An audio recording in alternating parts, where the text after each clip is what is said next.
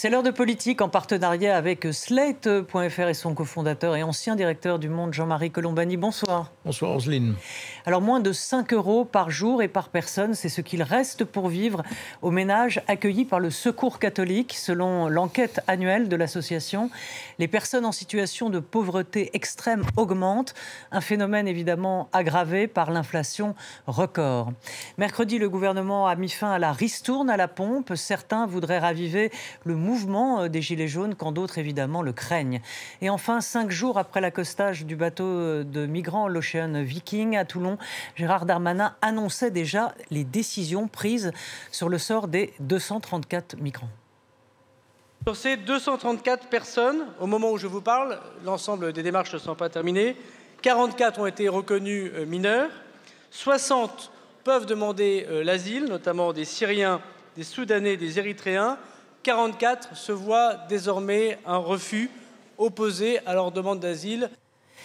Voilà une précipitation qui tranche avec les délais habituels. Le ministre de l'Intérieur fait-il de ce sauvetage un sujet politique? Eh bien, on en parle avec Catherine Tricot. Bonsoir. Bonsoir. Vous êtes directrice de la revue Regard.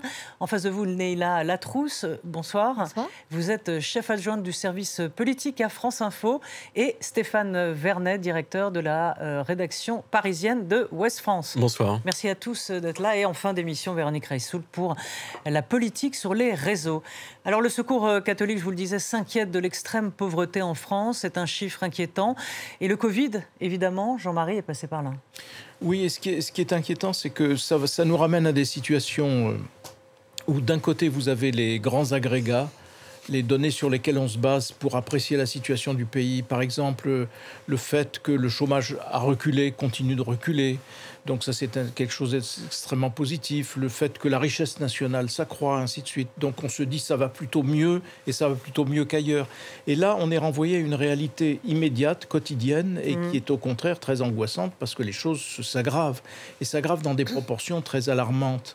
Et ça laisse penser aussi qu'on est quand même un pays où l'aide sociale est très développée, où les filets de protection sont très développés, où il y a eu le quoi qu'il en coûte, où il y a maintenant les aides, les boucliers de toutes sortes.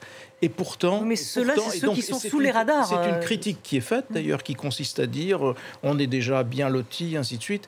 Et on s'aperçoit que pas mal de gens passent à côté, ne sont pas récupérés par ce système. Exactement. Et un certain nombre de gens, d'ailleurs, ne connaissent pas leurs droits, ne savent pas qu'ils ont droit à ceci ou à cela.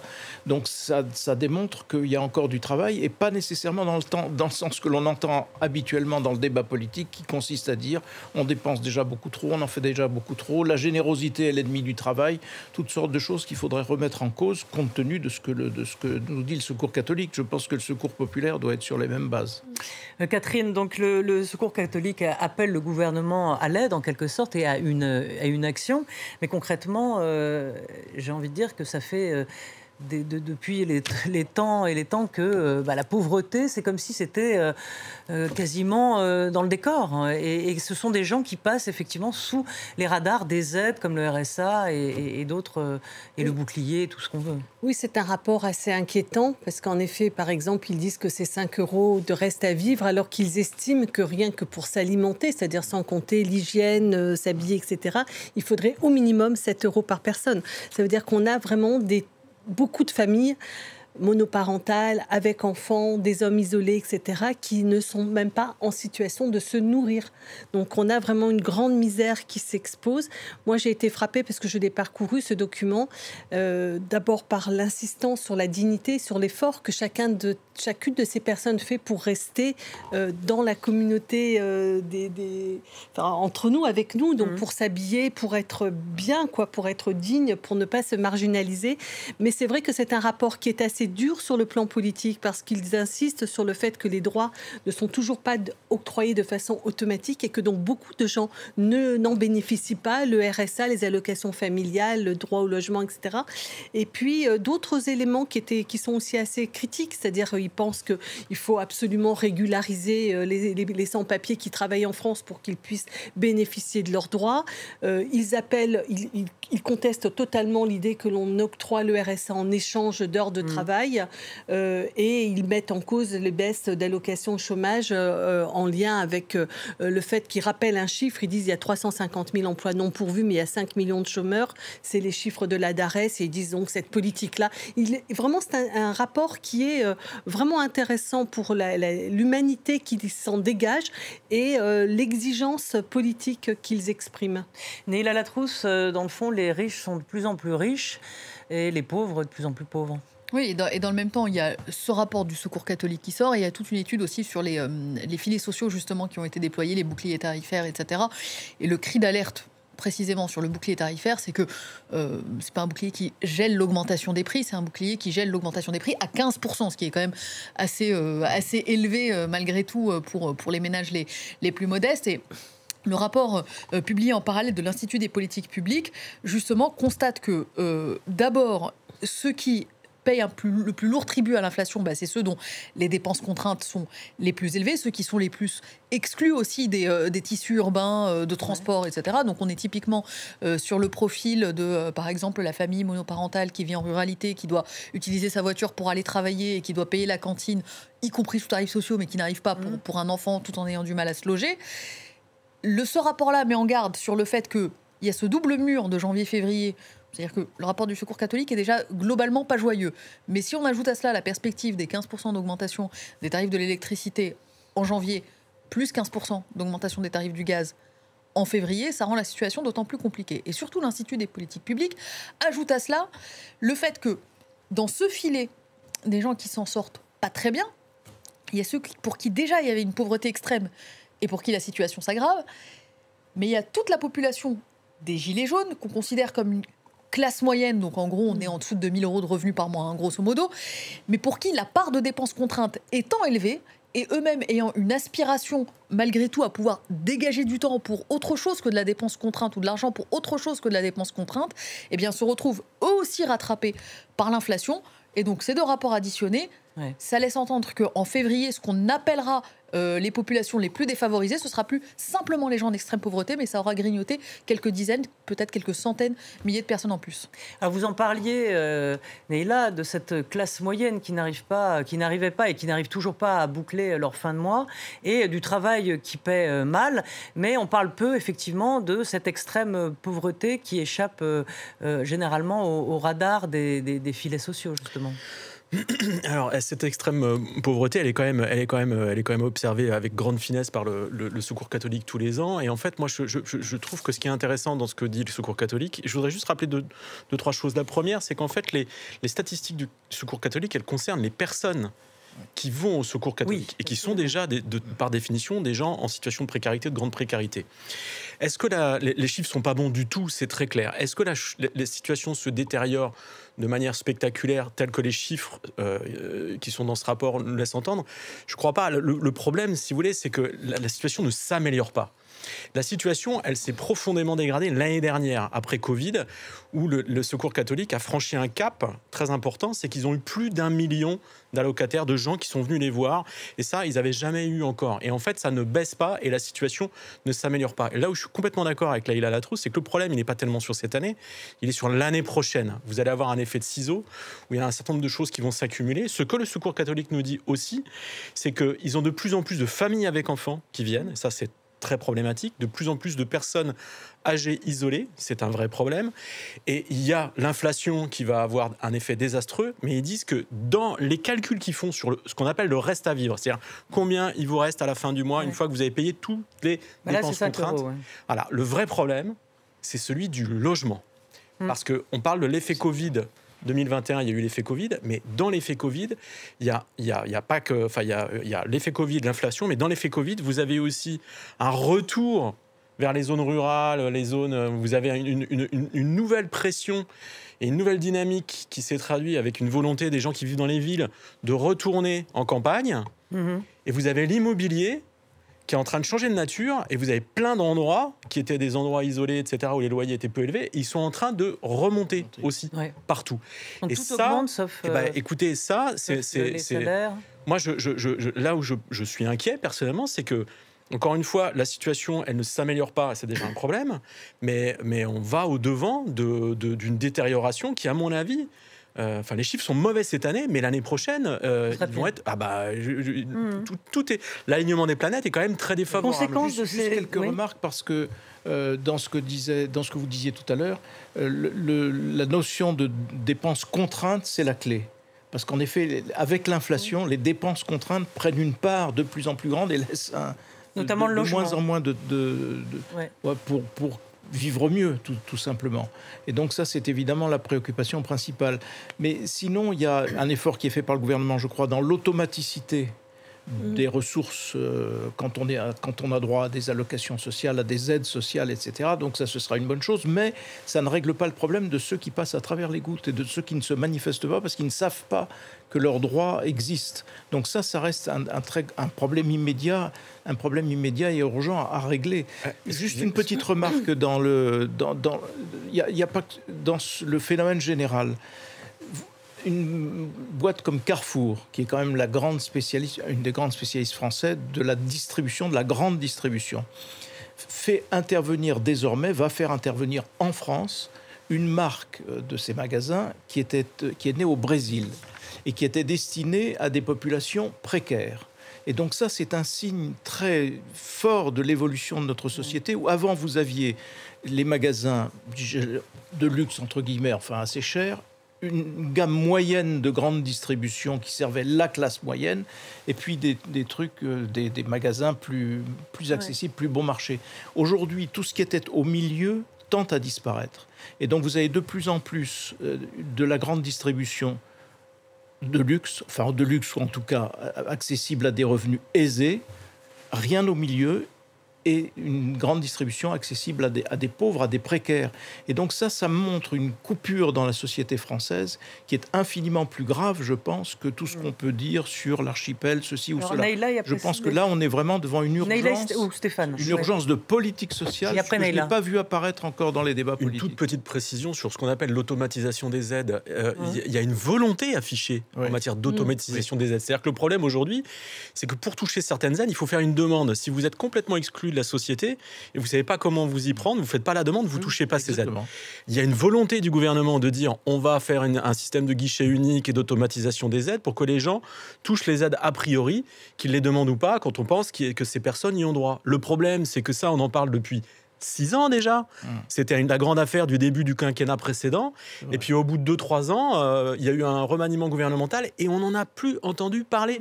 Donc ça ne se fait pas et ça avance pas. Moi, c'était un point de pression technique, comme on parlait du logement et qu'on disait que ça augmentait, c'était pour bien repréciser que le loyer était indexé via une formule mathématique sur l'inflation et que c'est pour ça qu'on disait que cette partie contrainte-là aussi pesait davantage dans le panier moyen. Le logement, c'est une carence française absolue.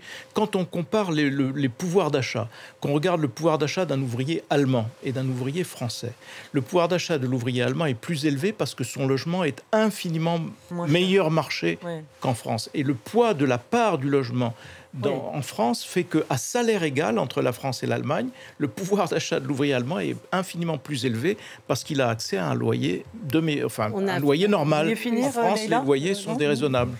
Oui, c'est un facteur, c'est plus que 1 à 2, en fait, l'écart entre le poids du loyer, du logement en Allemagne et en France. C'est autour de 15 en Allemagne et on est proche de 30 en France. Donc, on est vraiment sur un écart très considérable. Mais ce que je voulais vous dire aussi sur vous dites, on ne parle pas de ces aides aux plus défavorisés. Il y a quand même actuellement dans l'actualité politique qu'on est en train de vivre. Hier a été votée la loi qui va durcir les conditions d'accès de l'assurance chômage. Ce que je veux dire, c'est que c'est pas qu'on ne fait pas, c'est qu'on dégrade. C'est-à-dire qu'en fait, on est en ce moment. Mais ça sera en fonction de la conjoncture, si j'ai bien compris. Oui, mais enfin, je veux dire, la conjoncture est mauvaise. Quand bien même, ça sera en fonction de la conjoncture, mais par contre, les conditions d'accès, c'est-à-dire qu'on passera de 6 mois à 8 mois. Donc ça va s'allonger, ça va être très difficile pour les gens qui sont vraiment dans la précarité, les jeunes entrants sur le marché du travail. Ce qui va se passer sur la retraite, là, moi, ce que j'ai noté dans le rapport du Secours catholique, c'est l'augmentation des personnes âgées de plus de 60 ans, mais presque ils doublent ceux qui, c'est les plus de 60 ans, Ouais, mais c'est ça, multiplié un vrai par gros 2 problème, ouais. les gens qui ont besoin du secours catholique dans les plus de 60 ans. Or, la réforme des retraites, elle vise quand même à faire baisser le montant des retraites pour les gens qui vont avoir le chômage avant, enfin qui vont être mis au chômage ou qui vont devoir partir avant d'avoir toutes leurs indemnités. Donc on a des politiques sociales qui vont aggraver ce phénomène de pauvreté. Et je pense, moi, que c'est inquiétant, non seulement pour la France, pour ce que l'on observe, mais quand on regarde autour de nous et les échos qui nous viennent de l'Angleterre, par exemple. Ah non, mais l'Angleterre, ça va être un désastre. Mais c'est absolument... Et c'est un phénomène qui nous impacte. C'est un désastre annoncé, l'Angleterre. Voilà. Parce que la cure va être extrêmement sévère. Exactement. Et on a le même problème, enfin, si je peux me permettre. Ça, c'est le Brexit, si je peux me permettre. Ouais, enfin, juste très vite, il y a une hypocrisie aussi sur l'universalité des aides. L'idée est très bonne. Le problème, c'est qu'on n'a plus les moyens, en fait. Et donc, on affiche cette volonté, mais on ne le fera pas. Les caisses sont vides, et on a un problème de budget. Et l'hypocrisie, c'est qu'en fait, à chaque fois que quelqu'un oublie ou ne demande pas une aide à laquelle il a droit, parce qu'il ne sait pas comment le faire, ça permet aussi à l'État de faire des économies. Donc, et d'ailleurs, c'est budgété. C'est comme ça. Donc, les budgets sont faits avec le fait qu'il y aura non-recours. Exactement. Et je crains qu'en fait, pourquoi on ne parle plus de ces histoires de non-recours ? C'est parce que quelque part, dans le contexte budgétaire serré qui est le nôtre, ça arrange bien l'État de faire des économies comme ça par omission. Il va falloir Ils ne le diront pas, mais c'est gauche de la Macronie. Elle dort profondément. Là, au pire. C'était la fin de la ristourne à la pompe aussi. Le gouvernement promet des aides pour ceux qui en ont le plus besoin, c'est-à-dire les gros rouleurs, mais ce n'est pas encore très clair. Le gouvernement privilégie le principe d'aide ciblée quand les oppositions réclament soit la hausse du SMIC ou l'indexation des salaires sur l'inflation, soit la baisse de la TVA. Est-ce que ces aides ciblées sont la moins mauvaise solution, Neila ? Quand on écoute les économistes, ils disent que dans le fond, c'était ce qu'il y avait à faire. Mais bon. Les économistes appellent à des aides ciblées. Après, je ne suis pas sûre que les aides ciblées sur l'automobile soient les plus appropriées. Des aides ciblées sur le bouclier tarifaire, les énergétiques. Ce que disent aussi un certain nombre d'économistes en disant vous avez 30% de ceux qui gagnent bien leur vie qui peuvent encaisser en réalité un certain nombre d'augmentations à la pompe ou de loyer ou pour payer leurs factures, etc. Et puis il y a 20% de la population, peut-être un peu plus, qui, elle, alors vraiment ne peut pas encaisser les hausses et sur lesquelles il faut mettre le paquet. Alors pourquoi je dis que l'automobile, c'est peut-être pas forcément le meilleur exemple, et à mon sens, le gouvernement s'y prend peut-être un peu à l'envers, en commençant par l'automobile et en laissant de côté le reste. Parce que l'automobile, on est typiquement sur un sujet d'accès à peu près à tout. Ce qui permet aux gens d'aller travailler aussi. D'aller travailler, d'aller à l'hôpital, d'éventuellement pouvoir emmener les enfants pour aller se promener dans un parc, etc. Et c'est là-dessus que, en fait, risque de rentrer en œuvre le côté on me prive d'une liberté, d'une certaine façon. On autorise certains, on n'autorise pas d'autres. Je suis très sceptique sur toutes les aides, encore une fois, d'accessibilité, donc de transport en commun, TER, de voitures, etc. Je pense que là, politiquement, il y a un sujet on me prive de mes droits, philosophiquement, qui peut surgir assez vite pour le gouvernement et qui va être un peu compliqué à calibrer. Qui est d'accord ou pas d'accord ?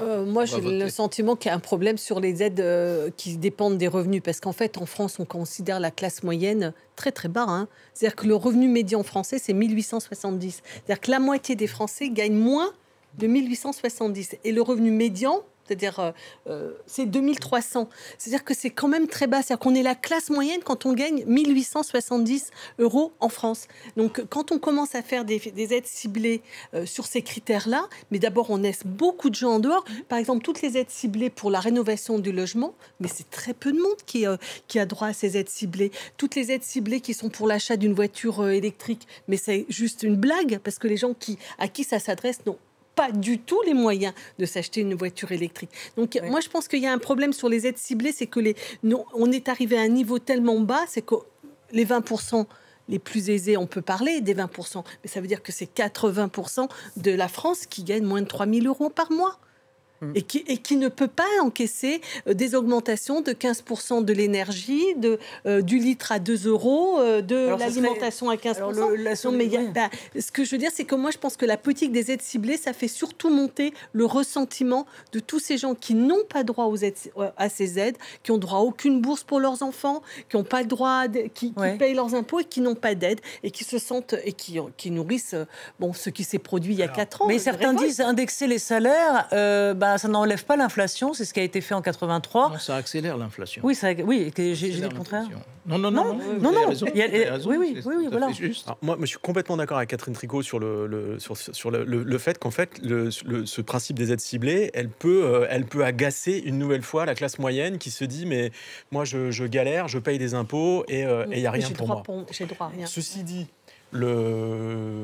c'est quand même très très compliqué cette affaire parce que si vous faites pas d'aide ciblée, ce qu'on faisait avant, c'est-à-dire la ristourne à la pompe pour tout le monde, qu'est-ce qui se passe?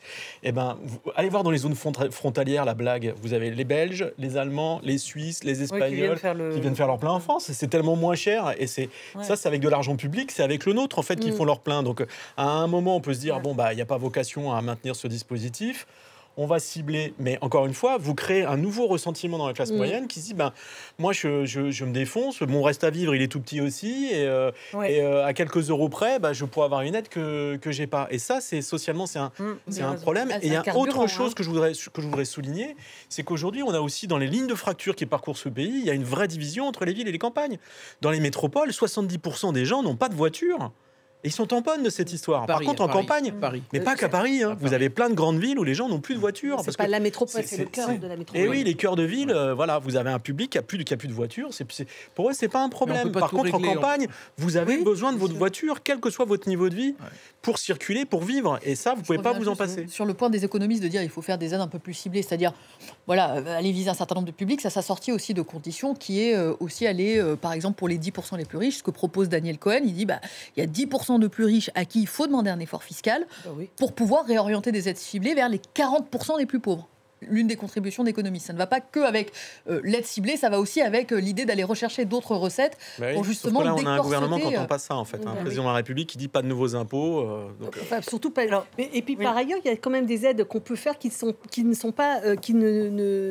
n'augmentent pas la dépense. Par exemple, ce qui a été fait en Allemagne, d'avoir ce nouvel abonnement sur les transports publics à 89 €.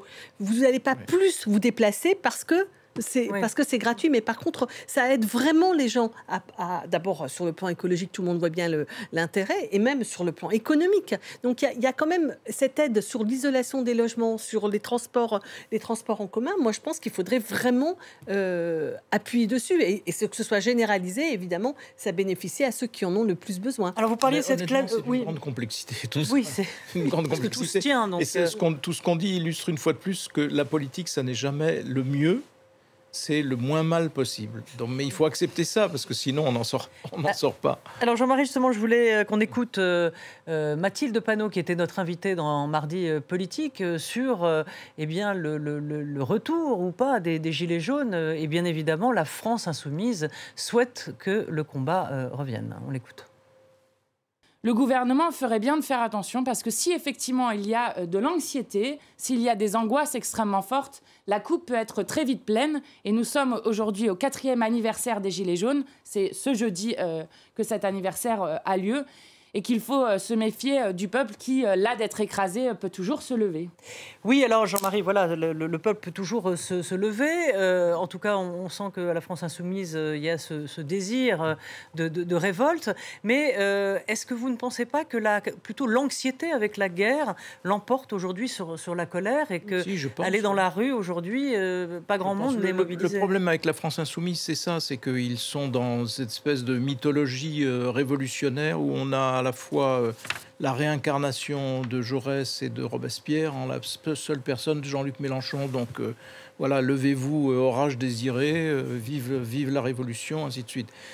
Il a oublié un fait historique majeur, c'est que tous les mouvements de cette nature renforcent la droite dure à la sortie de la crise. Rappelons-nous ne serait-ce que mai 68, et ça se traduit par une chambre bleu horizon, plus bleu horizon que la chambre bleu horizon de 1918. Donc c'est vraiment c'est un discours dangereux et qui n'est pas acceptable, parce que je veux dire, tout ça fait le jeu des extrêmes de toute façon. Donc Catherine, c'est ça qui est redoutable et regrettable, et donc on est toujours à jeter de l'huile sur le feu, ainsi de suite.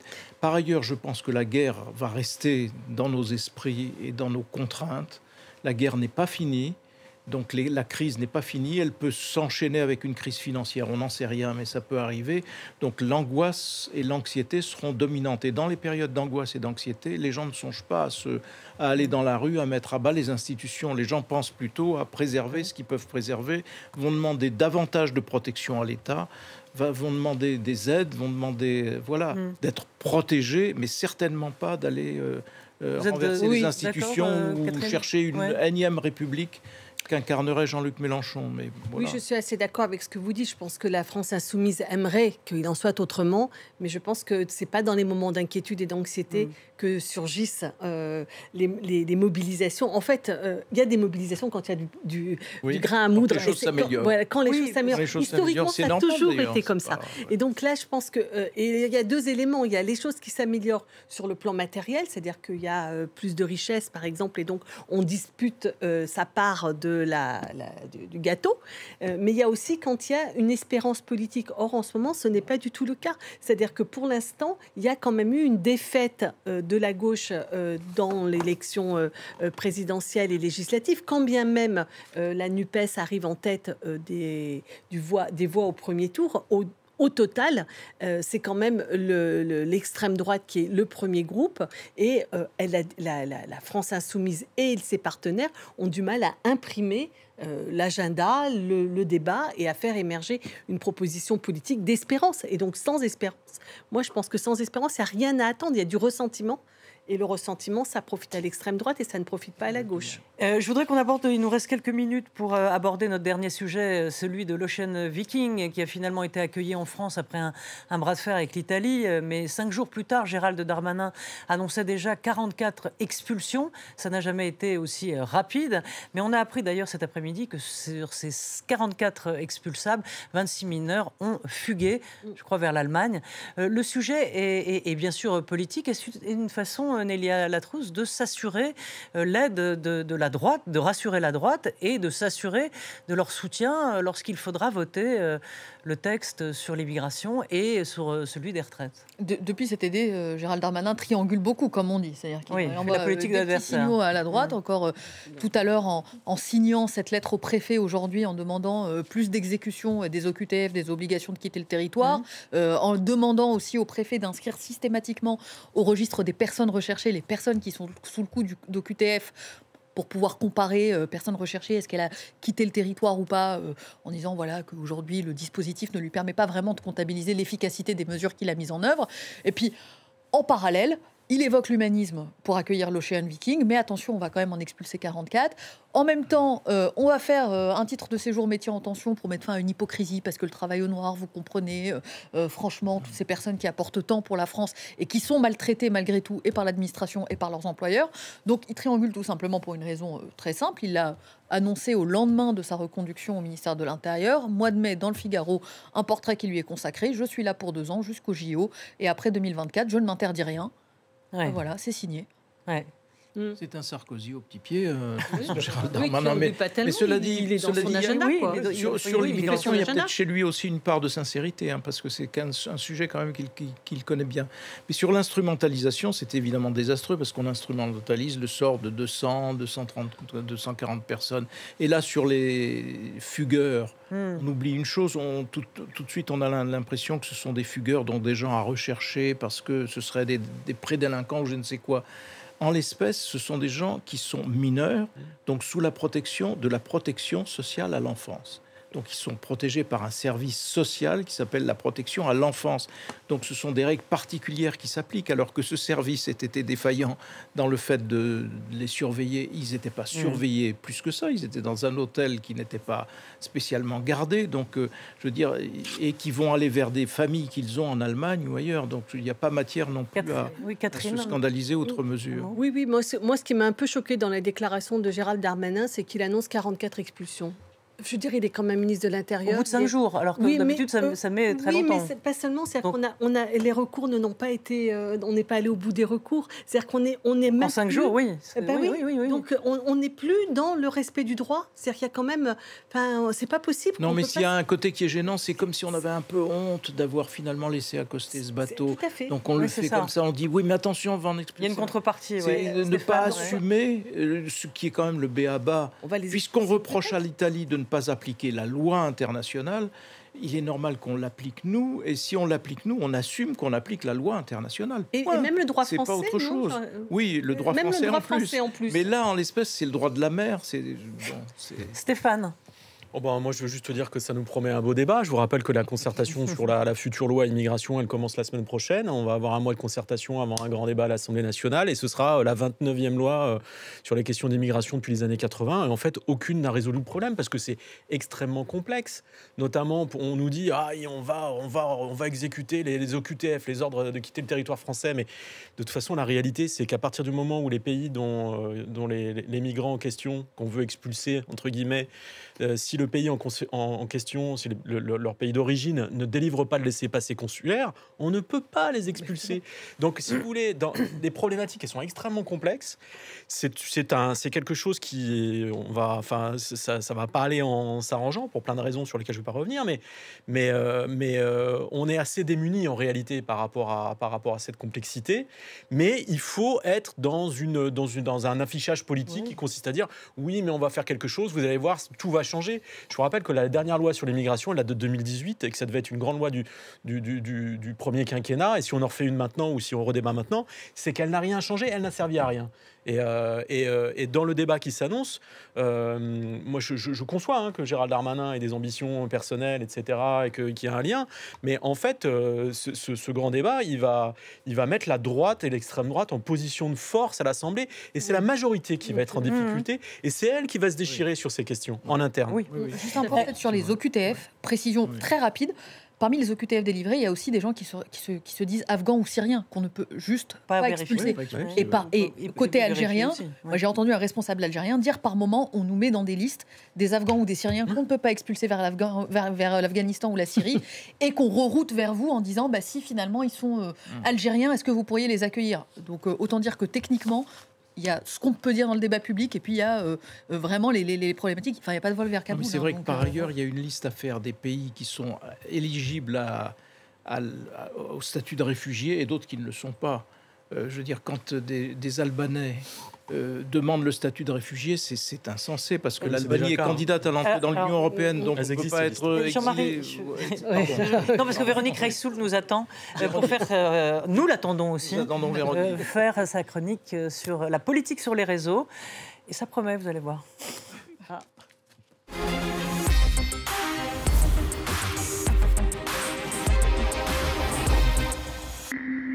Carte Véronique. Voilà, bonjour. On a failli vous bâillonner. Oui, mais en plus, j'ai hâte de vous entendre sur le premier sujet. Donc, on avait prévu de vous laisser un peu de temps exprès pour ça. Alors, on va parler du premier sujet. C'est pas celui que je promettais, mais le sujet des missiles, sujet pas drôle du tout, sur le territoire polonais, a été un sujet qui a créé évidemment des discussions animées sur Twitter. Beaucoup de discussions animées. Je vais vous les résumer pour vous entendre derrière, bien sûr. Sur la Pologne, pour vous donner une idée juste sur depuis les fameux missiles qui ont explosé, il y a plus de 350 000 messages juste en France, il y en a partout dans le monde. Quand on regarde les mots-clés qui sont dans ces 350 000 messages, bien, vous voyez qu'il y a beaucoup de peur, beaucoup d'inquiétude, beaucoup de crainte autour de la notion d'une deuxième guerre mondiale. Et le camp de la paix monte, c'est ainsi qu'ils s'appellent les uns et les autres, avec évidemment toujours un soutien aux Ukrainiens, mais une envie qui progresse vraiment nettement depuis quelques jours, d'une envie de sortie du conflit et de paix. Quand on regarde les fameux emojis, c'est encore plus parlant, puisqu'en gros, vous avez... alors, vous allez voir, il y a... Voilà, le point rouge, le bonhomme en colère, l'espèce de gyrophares qui disent ben voilà, c'est grave, il faut faire quelque chose. Toutes les flèches qui descendent sont aussi souvent des symboles pour dire ben voilà, stop, on n'en peut plus, il faut faire quelque chose, et il faut arrêter la montée en escalade. Et puis les cœurs et le drapeau ukrainien disent que quand même ils soutiennent l'Ukraine, quelle que soit la version que soit sortie. Après, j'étais regardé ce qui se disait sur M. Zelensky plus spécifiquement et dans le monde. Et globalement, vous voyez qu'il y a un petit Pinocchio qui apparaît, un petit bonhomme en colère. Les internautes commencent à trouver qu'il fait monter la pression, l'accusent de mentir, même s'ils peuvent comprendre. C'est pas un énorme énervement contre lui, c'est en train de s'inverser. Un sujet, oui, pour moi, c'est un vrai héros tournant. Un peu du plomb dans l'aile, c'est ça? Ça fait un petit moment qu'il y a un sujet autour de l'Ukraine qui est compliqué dans l'opinion. Mais là, voilà, c'était surtout beaucoup de gens qui le remercient à l'idée qu'il doit négocier et qu'il est temps de négocier. Peut-être une réaction sur justement Zelensky qui est en train de... C'est un vrai faux pas du président ukrainien parce que jusqu'à présent, il était l'exemple même du courage de son peuple.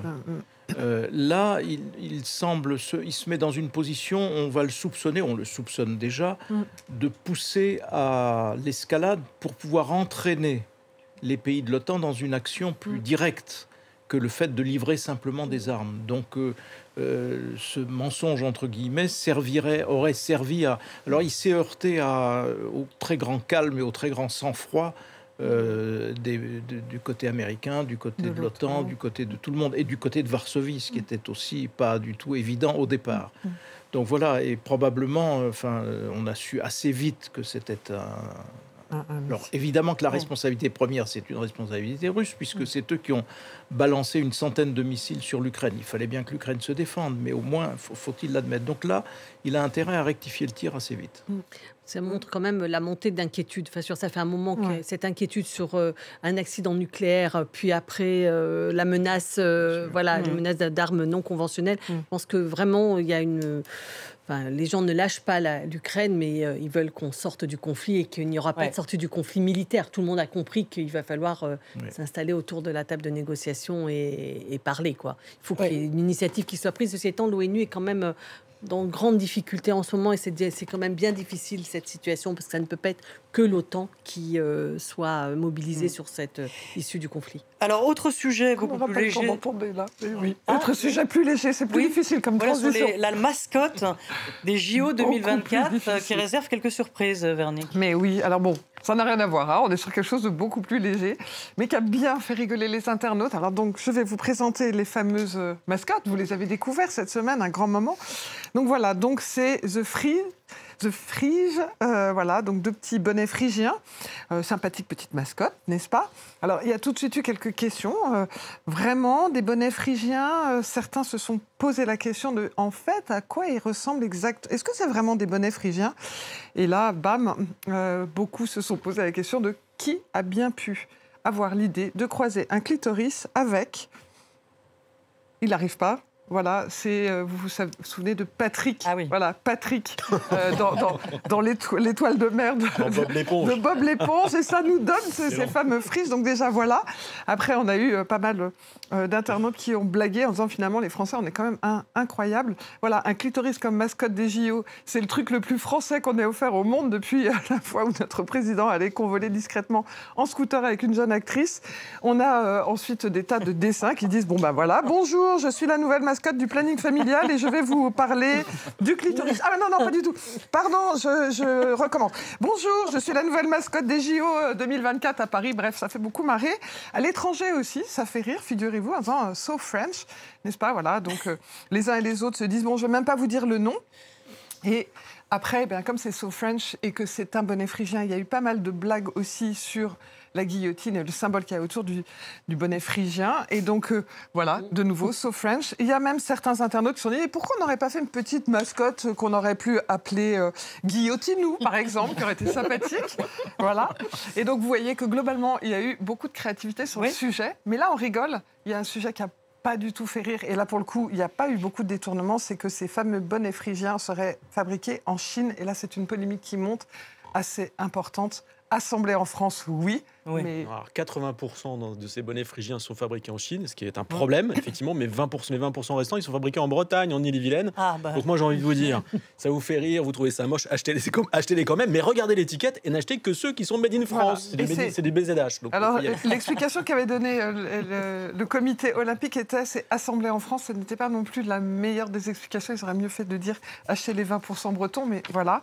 En tout cas, on voit que c'est un sujet qui autant on a pu rigoler sur le symbole et ce que ça peut vouloir dire, autant le Made in China était un début de polémique. Mais qui a dessiné ça, on sait Est-ce que c'est vraiment... Est-ce que il y a eu une idée cachée derrière tout ça ou pas? Oui, c'était vraiment un clitoris. Oui, d'accord. Mais d'habitude, les hommes ne savent pas trop à quoi ça ressemble, si? Visiblement, je ne sais pas. Je sais pas, c'est des hommes, des femmes qui ont dessiné. Voilà. En tout cas, c'est bien français, franchement. Très joli. Et il fallait voir la tête des gens quand ils le découvraient. C'était assez drôle. Donc, il y a plein de détournements sur les réseaux. Les gens disent « Ah ouais, d'accord, ok. » Une réaction? Non, personne ne veut réagir. Joker. Qui se lance? J'ai pensé que c'était des bouchons d'oreilles, en fait, au départ. Vous voyez, j'étais encore plus loin. Je me suis dit, pourquoi des bouchons d'oreilles? Des bouchons d'oreilles, Là, ça aurait vraiment été parti. Voilà. Donc en fait, le fridge. En anglais, ça va être rigolo, de fridge. Ah non, mais il y a eu plein de blagues en anglais, ce fridge. Non, mais franchement, ils se sont... Voilà. Non, mais moi, je trouve que la meilleure explication, c'est un clitoris qui a couché avec Patrick de Bob l'éponge. Moi, je trouve, je suis d'accord, je vais garder. Je visualise le truc, là, c'est vraiment ça. Patrick, l'étoile de fer. Merci beaucoup. Voilà. Merci Véronique de nous avoir égayés. Et merci à Flore Simon pour avoir préparé cette émission. Et merci à toute l'équipe technique. À très vite.